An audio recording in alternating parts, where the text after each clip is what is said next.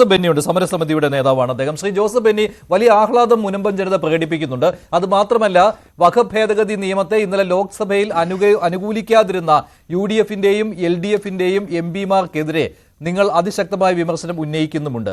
പക്ഷേ ഇതിനകം തന്നെ നിങ്ങൾ വഖഫ് ഭേദഗതി ബിൽ പഠിച്ചു കാണുമല്ലോ. നിങ്ങൾക്ക് നീതി കിട്ടാൻ ഉതകുന്ന കാര്യങ്ങൾ ഉണ്ട് എന്ന് ശക്തമായി വിശ്വസിക്കുവാനുള്ള കാരണങ്ങൾ അതിലുണ്ടോ? അതോ ഇപ്പോൾ UDF-ന്റെയും LDF-ന്റെയും ഒക്കെ നേതാക്കൾ പറയുന്നത് പോലെ ഒന്നുമില്ല എന്നാണോ? ഇല്ല, ഞങ്ങളിപ്പോ സ്റ്റാലിൻ സാർ പറഞ്ഞതുപോലെ തന്നെ ഈ പറയുന്ന society Farook college society act പ്രകാരം രൂപീകരിച്ചതാണ്. അത് 1860 സൊസൈറ്റി ആക്ട് പ്രകാരം. സാർ പറഞ്ഞത് തന്നെയാണ് എനിക്ക് പറയാനായിട്ടുള്ളത്. അത് തന്നെയാണ് മുനമ്പം ജനതയ്ക്ക് സ്വസ്ഥമായി ജീവിക്കുന്നതിനുള്ള സ്വാതന്ത്ര്യം കിട്ടുന്നതിനുള്ള ഒരു അവകാശമായി വന്നത്. കാരണം ഫറൂഖ് കോളേജ് ഇപ്പോഴും പറയുന്നത് അവർക്ക് ഗിഫ്റ്റ് കിട്ടിയ ഭൂമിയാണ്, അവർക്ക് അത് വിൽക്കുന്നതിനുള്ള അവകാശമുണ്ട്. സർവ്വ സ്വാതന്ത്ര്യത്തോടും കൂടിയാണ് ഫറൂഖ് കോളേജിന് സിദ്ദിഖ് സേട്ട് കൊടുത്തത്. അത് ഞങ്ങള് കോടതിയുടെ ഉത്തരവ് പ്രകാരം 1988 കോടതി നിർദ്ദേശിച്ചനുസരിച്ച് അവിടുത്തെ സാധാരണക്കാരായ ആളുകൾ പണം കൊടുത്ത് വാങ്ങാൻ തയ്യാറാണെന്ന് ഫറൂഖ് കോളേജ് കോടതിയോട് പറഞ്ഞപ്പോൾ കോടതി അത് വിൽക്കുന്നതിനും അതോടൊപ്പം തന്നെ വില്ലേജ് ഓഫീസർക്ക് അളന്ന് തിട്ടപ്പെടുത്തി കൊടുക്കുന്നതിനും ഫറൂഖ് പ്രിൻസിപ്പൽ ജഡ്ജ് അനുവാദം കൊടുത്തതിന്റെ ഫലമായിട്ടാണ് ഞങ്ങൾക്ക് അത് വിറ്റതും ഞങ്ങളത് വാങ്ങിച്ചതും. അതുകൊണ്ട് ഇപ്പോ വന്നിരിക്കുന്ന അതായത് പാർലമെന്റിലെ ആദ്യത്തെ സെക്ഷൻ, ആദ്യം വെച്ച സെക്ഷനിൽ ഇതുണ്ടായിരുന്നില്ല.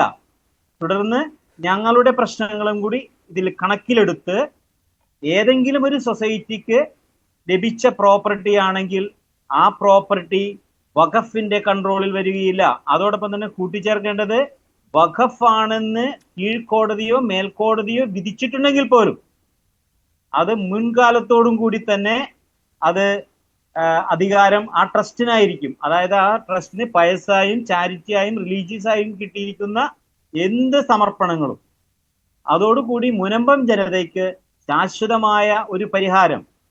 അത് ശ്രീ ജോസഫ് ബെന്നി, നിങ്ങൾ ഇത് വിശ്വസിക്കുന്നത് ആദ്യം ഈ ബില്ലിൽ ഓഗസ്റ്റ് മാസത്തിൽ പാർലമെന്റിൽ അവതരിപ്പിച്ചപ്പോൾ ഈ വ്യവസ്ഥ ഉണ്ടായിരുന്നില്ല, പിന്നീട് JPC പരിഗണിച്ചപ്പോൾ കൂട്ടിച്ചേർക്കുകയായിരുന്നു. പക്ഷേ JPC ഇത് പരിഗണിച്ചപ്പോൾ, ആ JPC റിപ്പോർട്ട് എടുത്ത് പരിശോധിച്ചപ്പോൾ മനസ്സിലായത് ഈ ഇസ്ലാമിലെ തന്നെ മറ്റ് 2 വിഭാഗങ്ങളെ കൂടി, ബോറ മുസ്ലിംസ് അതുപോലെ തന്നെ ആഘാ ഖാൻ അല്ലെ മുസ്ലിംസ്, ഇവരുടെ പ്രശ്നം പരിഗണിച്ച സമയത്താണ് അവർക്ക് പ്രത്യേക റിലീജിയസ് പ്രാക്ടീസ് ഉണ്ട്. അതിനകത്ത് അവർ ഏതെങ്കിലും ഒരു ബോർഡിന്റെ കീഴിൽ തങ്ങളുടെ വഖഫ് സംരക്ഷിക്കാൻ താല്പര്യപ്പെടുന്നില്ല. അതവർ എഴുതി തന്നെ നൽകിയിരുന്നു. അവരുടെ പ്രതിനിധികൾ അഡ്വക്കേറ്റ് മുഖാന്തരം JPC-യിൽ വന്ന് ഈ പ്രശ്നം അവതരിപ്പിക്കുകയും ചെയ്തിരുന്നു. JPC-ക്ക് ഇക്കാര്യത്തെക്കുറിച്ച് തെളിവ് നൽകിയിരുന്നു. അതിലവർ പറയുന്നത് ഈ രീതിയിലായിരിക്കണം എന്നുള്ളതാണ്. അതായത് ഒരു ട്രസ്റ്റ് വഴി തങ്ങളുടെ വഖഫ് നൽകുന്നതിന് അവർക്ക് ബുദ്ധിമുട്ടില്ല എന്നുള്ള കാര്യം. അത് പരിഗണിച്ചാണല്ലോ മിനിസ്ട്രി തന്നെ, ന്യൂനപക്ഷ മന്ത്രാലയം തന്നെയാണ് ഇങ്ങനെയൊരു നിർദ്ദേശം മുന്നോട്ട് വെച്ചത്. ഈ പറയുന്ന ട്രസ്റ്റിന് കീഴിൽ കൂടി ആയിക്കോളൂ, പക്ഷെ അത് വഖഫ് നിയമത്തിന്റെ പരിധിയിൽ വരില്ല. ഇന്ന് രാജ്യസഭയിൽ കിരൺ റിജിജു ന്യൂനപക്ഷ മന്ത്രി വ്യക്തമായിട്ട് ഇക്കാര്യം പറയുകയുണ്ടായി. ട്രസ്റ്റിന്റെ കീഴിൽ വഖഫ് സംരക്ഷിക്കുന്നതിന് ഞങ്ങൾ എതിരല്ല, പക്ഷേ അത് വഖഫ് നിയമത്തിന്റെ പരിധിയിൽ വരില്ല. വഖഫ് ബോർഡിന് അതിൽ അധികാരവും ഉണ്ടായിരിക്കുകയില്ല. അത് പിന്നീട് അതിനകത്ത് എന്തെങ്കിലും പരിപാലനം വേണ്ടി വരികയോ മേൽനോട്ടം വേണ്ടി വരികയോ ചെയ്യുകയാണെങ്കിൽ ചാരിറ്റി കമ്മീഷണർ നോക്കിക്കോട്ടെ എന്ന്, അല്ലേ? അങ്ങനെയായിരുന്നുവല്ലോ. അപ്പോൾ അത് മുനമ്പം ജനതയുടെ താല്പര്യം പരിഗണിച്ചാണെന്ന് നിങ്ങൾ എങ്ങനെ കരുതുന്നു? നിങ്ങൾ ഇക്കാര്യം ആവശ്യപ്പെട്ടിരുന്നോ? ഞങ്ങളോട് രാജീവ് ചന്ദ്രശേഖർ ഞങ്ങളുടെ നാട്ടിൽ വന്നപ്പോൾ പറഞ്ഞത്, നിങ്ങളുടെ പ്രശ്നങ്ങൾ പരിഹരിക്കുന്നതിനുള്ള മാർഗങ്ങൾ ഞങ്ങൾ പരിശോധിച്ചുകൊണ്ടിരിക്കുന്നു. അത് കൃത്യമായി ഞങ്ങളുടെ ഓഫീസിൽ അച്ഛൻ്റെ അടുത്തും ഞങ്ങൾ വളരെ ചുരുങ്ങിയ ആളുകൾ മാത്രം ആ റൂമിലുണ്ടായിരുന്നുള്ള ആ സമയത്ത് രാജീവ് ചന്ദ്രശേഖർ സാർ പറഞ്ഞത്, നിങ്ങൾ ഒരു കാര്യം മനസ്സിലാക്കിക്കോ, റിട്രോസ്പെക്റ്റീവ് ഇല്ലെങ്കിലും എന്ന് പറഞ്ഞത് സെക്ഷൻ 40-ക്ക് അങ്ങനെ തന്നെ പറഞ്ഞു.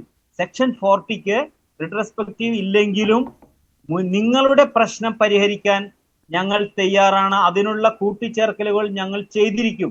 ഞങ്ങൾ ജഗദാംബിക പാലൻ മിശ്ര അടുത്തും ഞങ്ങൾ പോയിരുന്നു. ജോയിന്റ് പാർലമെന്റ് കമ്മിറ്റിയുടെ അടുത്ത് ബാംഗ്ലൂർ പോയപ്പോഴും ഞങ്ങൾ അന്നേരം റൈറ്റ് അപ്പ് എഴുതി കൊടുത്തതിന് ഇത് തന്നെയാണ്. ഏത് രീതിയിലെങ്കിലും മുനമ്പം ജനതയുടെ പ്രശ്നം ശാശ്വതമായി പരിഹരിക്കണം. അപ്പൊ ഞങ്ങളെല്ലാം പറഞ്ഞുകൊണ്ടിരുന്നത് ഞങ്ങളുടെ ഈ പ്രോപ്പർട്ടി വഖഫ് ബോർഡ് എഴുതിയെടുത്തത് സെക്ഷൻ 36 പ്രകാരം. അതായത് ഒരു വഖഫ് പ്രോപ്പർട്ടി വഖഫ് ബോർഡിന്റെ അനുമതിയില്ലാതെ വിൽപ്പന നടത്തിയതിന്റെ പേരിൽ സെക്ഷൻ 40 അനുസരിച്ച് ഞങ്ങൾ അത് പിടിച്ചെടുക്കുന്നു. അതുകൊണ്ട് ആ പിടിച്ചെടുത്തത് വിട്ടുതരണമെന്നുണ്ടെങ്കിൽ മുൻകാല പ്രാബല്യം വേണം. ഏത്? സെക്ഷൻ 40ക്ക്. പക്ഷെ സെക്ഷൻ 40ക്ക് മുൻകാല പ്രാബല്യമില്ല. എല്ലാവരും പറഞ്ഞുകൊണ്ടിരുന്നത് മുഴുവനും മുൻകാല പ്രാബല്യമില്ല.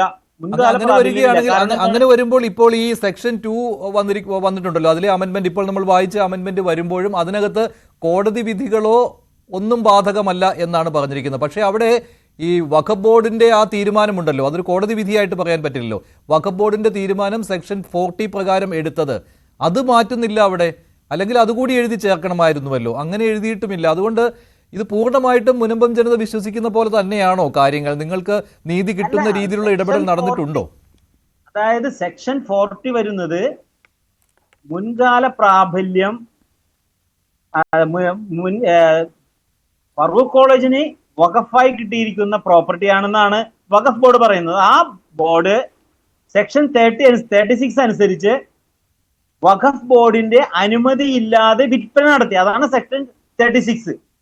അപ്പൊ 1954-ലെയും 1995-ലെയും വഖഫ് നിയമങ്ങൾ പറയുന്നത് വഖഫ് ബോർഡിന്റെ അനുമതിയോടുകൂടി മാത്രമേ വഖഫ് പ്രോപ്പർട്ടികൾ വിൽക്കാൻ പറ്റുകയുള്ളൂ. മുൻപത്തേത് വഖഫ് പ്രോപ്പർട്ടി അല്ല. അതിന് തർക്കമില്ല. ഞങ്ങളെ സംബന്ധിച്ചിടത്തോളം അത് തർക്കമില്ല. കാരണം വിൽക്കുന്നതിനുള്ള അവകാശം അതിന് 95 വരെ 1995 വരെ ഈ പ്രോപ്പർട്ടി വഖഫ് പ്രോപ്പർട്ടി ആണെങ്കിൽ വിൽക്കുന്നതിനുള്ള അധികാരം വഖഫ് ബോർഡിന് കൊടുത്തിട്ടുണ്ട്. പക്ഷെ അങ്ങനെ വരുമ്പോൾ ഈ സെക്ഷൻ 2-നേക്കാൾ നിങ്ങൾക്ക് ഗുണകരമായിട്ട് ഈ പറയുന്ന വഖഫ് ഭേദഗതി ബില്ലിൽ വന്നിരിക്കുന്നത് ട്രൈബ്യൂണലിന്റെ കാര്യമാണല്ലോ. ട്രൈബ്യൂണൽ ഒരു തീരുമാനം എടുത്തു കഴിഞ്ഞാൽ അതിനെ ഹൈക്കോടതിയിൽ ചോദ്യം ചെയ്യാൻ കഴിയുമെന്ന്. അതല്ലേ നിങ്ങൾക്ക് കൂടുതൽ ഗുണകരമാവുകയുള്ളൂ. ഇനി ട്രൈബ്യൂണലിൽ ഇപ്പോൾ കേസ് പരിഗണനയിലാണല്ലോ. ട്രൈബ്യൂണൽ ഇനി മുനമ്പം ജനതയ്ക്ക് എതിരായി വിധിച്ചാൽ പോലും അത് കോടതിയിൽ ചോദ്യം ചെയ്യാൻ നിങ്ങൾക്ക് പറ്റും. അത് പുതിയ നിയമപ്രകാരമായിരിക്കുമോ അതോ പഴയ നിയമപ്രകാരമായിരിക്കുമോ എന്നുള്ള ചോദ്യമാണല്ലോ അവിടെ വരുന്നത്. അക്കാര്യത്തിൽ നിങ്ങൾ ഒരു പഠനം നടത്തിയിട്ടുണ്ടോ? നിങ്ങളോട് ആരെങ്കിലും അക്കാര്യത്തിൽ നിയമോപദേശം നൽകിയിട്ടുണ്ടോ? പഠനം നടത്തിയിട്ടുണ്ട്. കാരണം അതുകൊണ്ട് ഞങ്ങൾക്ക് വലിയൊരു ഗുണമില്ല. കാരണം ട്രിബ്യൂണൽ വിധിക്കുകയാണെങ്കിൽ ഇപ്പൊ ഈ നിലവിലുള്ള നിയമം അനുസരിച്ച് ട്രിബ്യൂണൽ ഒരു വിധി നടത്തുകയാണെങ്കിൽ അവർക്ക് പഴയ സമയത്ത് ട്രിബ്യൂണലിൽ കൊടുത്തിരിക്കുന്ന ഡോക്യുമെന്റ്സ് മാത്രമേ ഹൈക്കോടതി ഡിവിഷൻ ബെഞ്ചിൽ പരിഗണിക്കാൻ പറ്റുകയുള്ളൂ. അപ്പീൽ കോർട്ട് ഹൈക്കോടതി ഡിവിഷൻ ബെഞ്ചാണ്. അപ്പൊ വേറെ അഡീഷണൽ ആയിട്ട് നമ്മൾക്കൊന്നും തന്നെ കൂട്ടിച്ചേർക്കാൻ പറ്റുകയില്ല. പക്ഷെ ഇപ്പോ നിലവിൽ അതല്ല. നിലവിൽ ട്രിബ്യൂണൽ ഞങ്ങൾക്ക് അനുകൂലമായി ഈ ഒരു ബില്ല് അമെന്റ്മെന്റ് ചെയ്യാതെ നിയമമാകാതിരിക്കുന്ന പക്ഷം കോടതി ട്രൈബ്യൂണൽ ഒരു വിധി നടപ്പിലാക്കി. അതായത് ഇത് മുനമ്പം ജനതയ്ക്ക് വിൽക്കാൻ അധികാരമുള്ള ഭൂമിയാണ് ഫറൂഖ് കോളേജിന്, അതുകൊണ്ട് ആ വിൽപ്പന സാധൂകരിക്കുന്നു എന്ന് പറഞ്ഞിട്ടുണ്ടെങ്കിൽ അവർക്ക് എന്ത് ചെയ്യാം? അഡീഷണൽ ആയിട്ട് കൂട്ടിച്ചേർക്കാം. അവർക്ക് ഹൈക്കോടതി സിംഗിൾ ബെഞ്ചിൽ പോയിട്ട് നേരെ തന്നെ കേസ് വേറെ രീതിയിൽ ഫയൽ ചെയ്യാൻ പറ്റും. എന്തായാലും നിങ്ങൾ പ്രതീക്ഷയിലാണ് വഖഫ് ഭേദഗതി ബിൽ നിങ്ങളെ സഹായിക്കുമെന്ന്. അപ്പോൾ നിങ്ങളുടെ ഒരു നിലപാടുണ്ടാകുമല്ലോ. നിങ്ങളെ ഒട്ടും സഹായിക്കാതെ ഇപ്പോൾ കേരളത്തിൽ നിന്ന് സുരേഷ് ഗോപി MP മാത്രമാണ് വഖഫ് ഭേദഗതി ബില്ലിനെ അനുകൂലിച്ചുകൊണ്ട് ലോക്സഭയിൽ വോട്ട് ചെയ്തത്. ബാക്കി എല്ലാവരും എതിർക്കുകയായിരുന്നു. അപ്പോൾ അവരോടുള്ള നിങ്ങളുടെ ഒരു നിലപാട് എന്താണ്? നിങ്ങളുടെ പ്രശ്നം ഉടൻ പരിഹരിക്കാം, ഒരു മേശയ്ക്ക് ചുറ്റും ഇരുന്നാൽ മതി, നിമിഷങ്ങൾക്കുള്ളിൽ പരിഹരിക്കാം എന്നൊക്കെ പറഞ്ഞുകൊണ്ട് വന്ന ആളുകളുണ്ടല്ലോ. അവരോടുള്ള നിലപാട് എങ്ങനെയാണ് ഇപ്പോൾ? അല്ല സർ, 28 MP-മാർ പ്രതിപക്ഷത്തുണ്ട്. കേരളത്തിന്റെ, അതായത് മലയാളികളുടെ ശബ്ദമായി മാറേണ്ടിയിരുന്നത് ആ 28 മലയാളികളായ MP-മാരാണ്. പക്ഷേ ഞങ്ങൾക്ക് വേണ്ടിയിട്ട് കഴിഞ്ഞ 2022 ജനുവരി 13-ാം തീയതി മുതൽ ഈ MP-മാരെല്ലാം ഉള്ളത് തന്നെയാണ്. പക്ഷെ ഞങ്ങൾക്ക് വേണ്ടിയിട്ട് ഇത്രയും കാലമായിട്ടും ഒരു ശബ്ദമുയർത്താൻ, പാർലമെന്റിൽ ശബ്ദമുയർത്താൻ ഈ MP-മാർ ആരും തന്നെ വന്നിട്ടില്ല എന്നതോടൊപ്പം തന്നെ UDF-ഉം LDF-ഉം ചേർന്ന് കേരള നിയമസഭയിൽ പ്രമേയം പാസാക്കി പാർലമെന്റിലേക്ക് അയക്കുകയും ചെയ്തു, കേന്ദ്ര ഗവൺമെന്റിലേക്ക് അയക്കുകയും ചെയ്തു. ആ സമയത്ത് മുനമ്പം ജനതയുടെ പ്രശ്നങ്ങൾ ഏതെങ്കിലും രീതിയിൽ പരിഹരിക്കണം, അതിന് ഗവൺമെന്റ് അല്ലെങ്കിൽ പാർലമെന്റ് ഒരു നിയമം കൊണ്ടുവരണമെന്നും പറഞ്ഞ് ഒരു പ്രമേയം പാസാക്കാനായിട്ട് മുൻകൈ എടുക്കാൻ ആരെങ്കിലും പരിശ്രമിച്ചിട്ടുണ്ടോ? അപ്പൊ അതിനർത്ഥം ഞങ്ങളുടെ രോദനം കേൾക്കാൻ ഒരാളും ഉണ്ടായിട്ടില്ല. ഞങ്ങൾ കോടതി പറയുമെന്താണ്, കോടതിയിൽ കേസല്ലേ, 610 പാവപ്പെട്ട കുടുംബങ്ങളെ കോടതി കേസ് നടത്തി എത്ര നാളെ നിലനിൽക്കാൻ പറ്റും? അല്ല, സുരേഷ് ഗോപി എം പി അതിന് ശ്രമിച്ചുവല്ലോ. സുരേഷ് ഗോപി എം പി പക്ഷെ നിങ്ങൾക്ക് അനുകൂലമായി വോട്ട് ചെയ്തല്ലോ, നിയമ ഭേദഗതിക്ക് അനുകൂലമായി. നിങ്ങൾക്ക് അനുകൂലമായി എന്നല്ല എം പിമാർ എന്ന് ഞാൻ പറഞ്ഞത് സുരേഷ് ഗോപി സാറിനെ മാറ്റി നിർത്തിയിട്ടാണ്. മൊത്തം 29 എം പിമാരുണ്ടല്ലോ. മാത്രമാണ് ഞങ്ങൾക്ക് സപ്പോർട്ടായിട്ട് ഞങ്ങളുടെ സമരപ്പന്തലിൽ വന്ന് ഈ മാറ്റം കാട്ടിലെറിയും, ഇത് മാറ്റിയെറിയും എന്ന് ശക്തമായിട്ട് പറഞ്ഞത്.